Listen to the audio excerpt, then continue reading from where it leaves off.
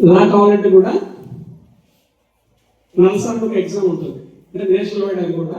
So ఇది IIT ఎట్లా చెప్పామో, సో లాలో కూడా మంచి కాలేజీలో సీట్ మీకు కావాలంటే నల్సార్ ఎగ్జామ్ క్వాలిఫై కావాలి. నల్సార్ అనేది ఉంటుంది.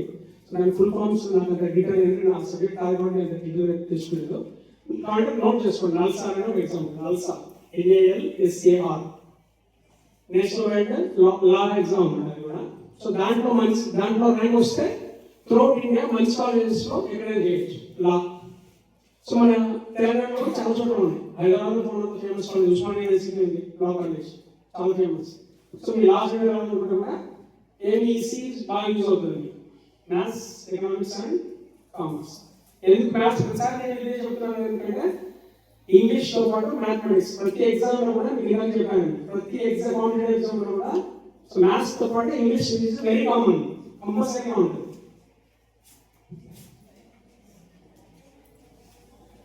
ఇంకొకటి లాస్ట్ ఎందుకంటే నేను ఇంటర్మీడియట్ ఇంపార్టెన్స్ గురించి చెప్పాలనుకుంటున్నా.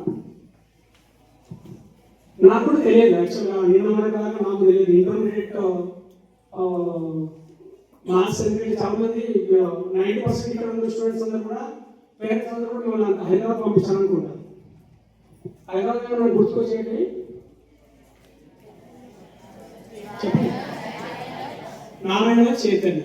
మనంతా జీవితం నారాయణ చైతన్య అదే భయం చేస్తున్నాం, తప్పదు కదా, అట్లా మనకి కార్పొరేట్ వ్యవస్థ అట్లా వచ్చింది. సో వెరీ థింగ్ ఏంటంటే వాళ్ళు ఇంటర్మీడియట్ అసలు విషయానికి వస్తాను. ఇంటర్మీడియట్ వాళ్ళు చెప్పే లాస్ట్ 1 month మాత్రమే.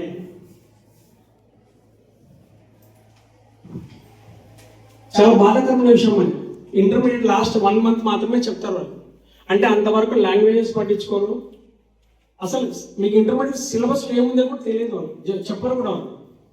బుక్స్ అన్ని పేరు ప్లాన్ చేస్తూ ఉంటాయి తప్ప మీకు ఏ రోజు కూడా ఇంటర్మీడియట్ మార్క్స్ గురించి చెప్పారు.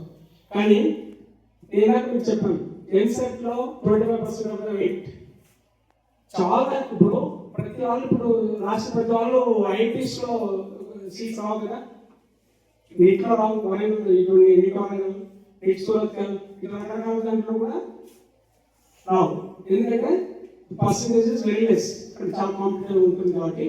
అందరూ 90% of the students will go for normal engineering college. హైదరాబాద్లో మంచి కాలేజెస్ ఎక్కడైతే ఉన్నాయో అక్కడికే పోవాలనుకుంటాము.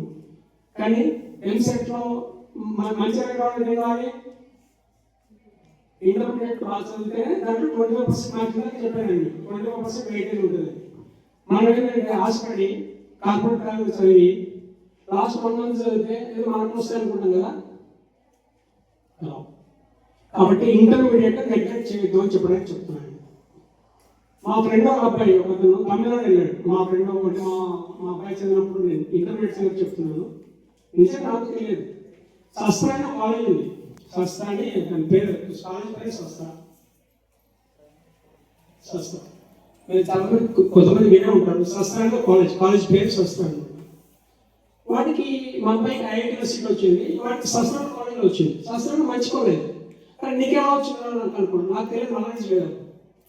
వాడు అన్నాడు intermediate marks plus mains marks. Mains ఇందాక మీకు మెయిన్స్ ఇందాక నేను డీటెయిల్ చెప్పలేదు కదా, నెక్స్ట్ పాయింట్ మెయిన్స్ ఇందాక మర్చిపోయి చెప్తాను. అంటే JEE మెయిన్స్ అని చెప్పాను కదా,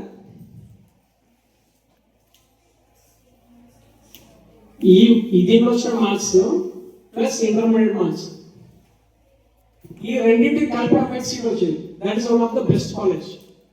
అంటే ఇంటర్మీడియట్ నెగ్లెక్ట్ అంటే దాని ప్రయాసం ఏమంటే తర్వాత అయిపోయిన తర్వాత ఇంటర్మీడియట్ మార్క్స్ రాలేదంటే ఏడ్చుకోవడం లేదు కదా. కాబట్టి ఇంటర్మీడియట్ అంటే ఇప్పుడు మనం చేర్చుకున్న కాలేజీని బట్టి ఉంటుంది అది. సో దాన్ని బట్టి ఎందుకంటే ఇక్కడ నేను ఇప్పుడు మిమ్మల్ని ఎవరిని ఏ కాలేజీకి వెళ్తారు లేదంటే పేరెంట్స్ సిస్టమ్, తర్వాత మీ రోల్ చాలా తక్కువగా ఉంటుంది ఇక్కడ. Next main parents role important. నేను దాంట్లో ఒకసారి క్లారిటీ ఇస్తాను.